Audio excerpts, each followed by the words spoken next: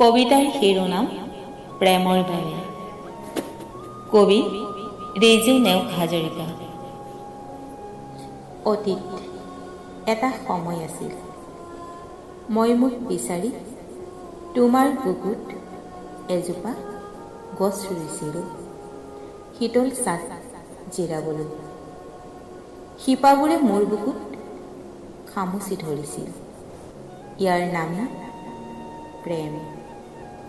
উশাহবোৰ যে তেতিয়া ইমান সহজ আছিল, মংগল মন্ত্ৰত আগবঢ়োৱা হাতখোজ, আয়তিৰ উৰুলিত বুকুত সাতৰঙী ৰামধেনু, মোৰ খোপাত সূৰুযমুখী ফুল ফুলোৱাৰ তোমাৰ যে কি দুৰ্বাৰ বাসনা আছিল, ইয়াৰ নামেই প্ৰেম।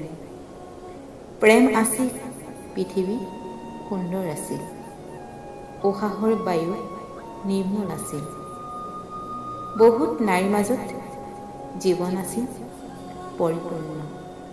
বৰ্তমান তোমাক বিচাৰি মই কেতিয়াবা ভিৰৰ মাজত হেৰাই যাওঁ, ঘন উশাহৰ উমাল ৰাতিবোৰত সোণাৰু গুলীয়া ৰংবোৰে মোৰ বুকুত বৰকৈ বিন্ধে, অথচ মই উশাহ ল'ব পাৰোঁ, হাঁহিব পাৰোঁ, কাৰণ তোমাৰ অস্তিত্ব মই এতিয়াও অনুভৱ কৰোঁ, ইয়াৰ নামেই প্ৰেম অবিনশ্বৰ।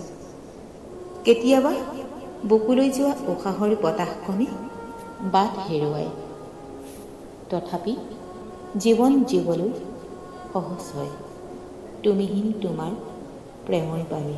ধন্যবাদ।